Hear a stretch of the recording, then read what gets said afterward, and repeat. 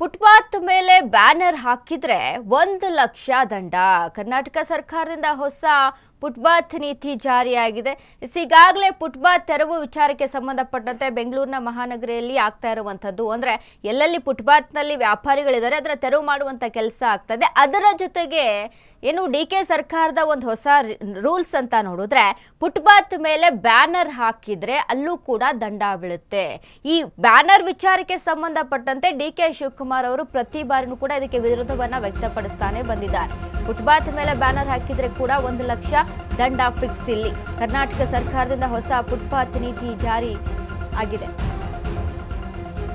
Footpath ಮೇಲೆ ವಾಹನ ನಿಲ್ಲಿಸಿದ್ದರೆ ಬೀಳುತ್ತೆ ಫೈನ್. ಫುಟ್ಪಾತ್ ಮೇಲೆ ವ್ಯಾಪಾರ ಮಾಡಿದ್ರೆ ಕೇಸ್ ಫಿಕ್ಸ್ ಆಗುತ್ತೆ. ಬ್ಯಾನರ್ನಲ್ಲಿ ಹೆಸರು ಇರುವ ವ್ಯಕ್ತಿಗಳ ವಿರುದ್ಧವೂ ಕೂಡ ಕ್ರಮ ಆಗುತ್ತೆ.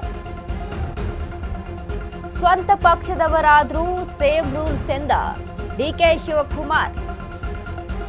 ಜಿಬಿಎ ಒಪ್ಪಿಗೆ ಇಲ್ಲದೆ ಹಾಕುವಂತಿಲ್ಲ ಬ್ಯಾನರ್.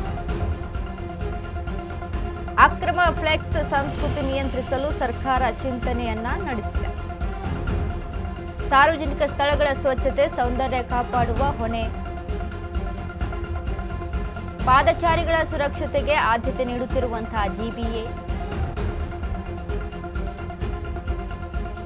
ಈಗಾಗಲೇ ಫುಟ್ಪಾತ್ಗಳನ್ನ ತೆರವು ಮಾಡುವಂತ ಕೆಲಸ ಆಯಿತು. ವ್ಯಾಪಾರಿಗಳು ಏನು ಫುಟ್ಪಾತ್ ಅಲ್ಲಿ ವ್ಯಾಪಾರ ಮಾಡ್ತಾ ಇದ್ರು ಅವನ್ನೆಲ್ಲ ತೆರವು ಮಾಡಿ ಅಂದ್ರೆ ನಗರ ಒಂದು ರೀತಿಯಾಗಿ ಸ್ವಚ್ಛವಾಗಿ ಕಾಣಬೇಕು, ಡೀಸೆಂಟ್ ಆಗಿರಬೇಕು ಅನ್ನುವಂಥ ನಿಟ್ಟಿನಲ್ಲಿ ಎಲ್ಲೆಲ್ಲಿ ಈ ಫುಟ್ಪಾತ್ ಮೇಲೆ ವ್ಯಾಪಾರವನ್ನ ಮಾಡ್ಕೊಂಡಿರ್ತಿದ್ರು, ಶೆಡ್ಡನ್ನು ನಿರ್ಮಿಸ್ಕೊಂಡಾಗಿರ್ಬೋದು ಅಥವಾ ಒಂದು ರೀತಿಯಾಗಿ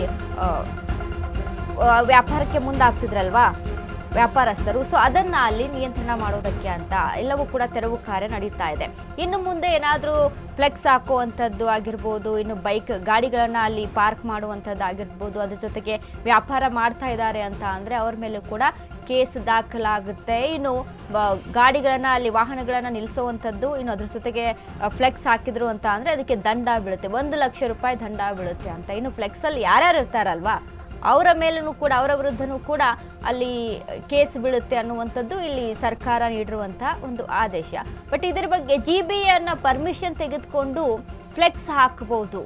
ಈಗ ನಗರದ ಸೌಂದರ್ಯ ಹಾಳಾಗುತ್ತೆ, ಹಾಗಾಗಿ ಫ್ಲೆಕ್ಸ್ಗಳನ್ನು ಬಳಸಬಾರ್ದು ಅನ್ನುವಂಥ ರೂಲ್ಸು ಸರ್ಕಾರ ತಂದಿರುವಂಥದ್ದು. ಜಿಬಿಎ ಅನುಮತಿಯನ್ನು ಪಡೆದು ಯಾಕೆ ಫ್ಲೆಕ್ಸ್ಗಳನ್ನು ಹಾಕಬೇಕು ಅಂದರೆ ಹೇಳ್ತಾ ಇದ್ದಾರೆ, ಅಕ್ರಮವಾಗಿ ಅನಧಿಕೃತವಾಗಿ ಬೇರೆ ಬೇರೆ ಸಂಸ್ಕೃತಿಯ ವಿಚಾರಕ್ಕೆ ಸಂಬಂಧಪಟ್ಟಂತೆ ಇಲ್ಲಿ ಏನು ಡ್ಯಾಮೇಜ್ ಆಗುವಂಥ ವಿಚಾರದಲ್ಲಿ ಫ್ಲೆಕ್ಸ್ಗಳನ್ನು ಹಾಕ್ತಾರೆ ಅಂತ. ಬಟ್ ಇಲ್ಲಿ ಎಲ್ಲ ಯಾವುದೇ ಫ್ಲೆಕ್ಸ್ ಆಗಿರ್ಬೋದು, ನಿಮ್ಮ ಸರ್ಕಾರದ್ದೇ ಆಗಲಿ ಅಥವಾ ಅಪೋಸಿಟ್ ಸರ್ಕಾರದ್ದೇ ಆಗಲಿ ಯಾವುದೇ ಆಗಲಿ ಯಾವುದು ಕೂಡ ಹಾಕಕೂಡ್ದು.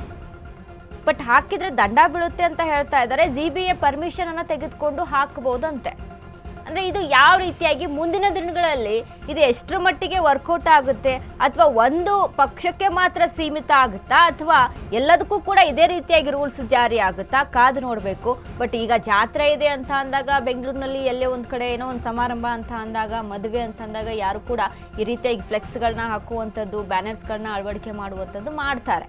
ಅಂಥವಕ್ಕೆ ಮಾತ್ರ ಜಾರಿನ ಅಥವಾ ನಮ್ಮ ಪಕ್ಷದವರು ಕೂಡ ಹಾಕಿದ್ರು ಅವ್ರ ವಿರುದ್ಧ ಕೂಡ ಸೇಮ್ ರೂಲ್ಸ್ ಜಾರಿ ಅಂತ ಹೇಳ್ತಾ ಇದ್ದಾರೆ ಡಿಕೆ ಶಿವಕುಮಾರ್ ಸರ್ಕಾರ ಹೇಳ್ತಾ ಇರುವಂಥದ್ದು. ಬಟ್ ಇದರಲ್ಲಿ ಜಿಬಿಎ ಪರ್ಮಿಷನ್ ತೆಗೆದುಕೊಂಡು ಹಾಕಬಹುದು ಅನ್ನುವಂಥ ಒಂದು ಹೇಳಿಕೆ ಕೂಡ ಇದೆ.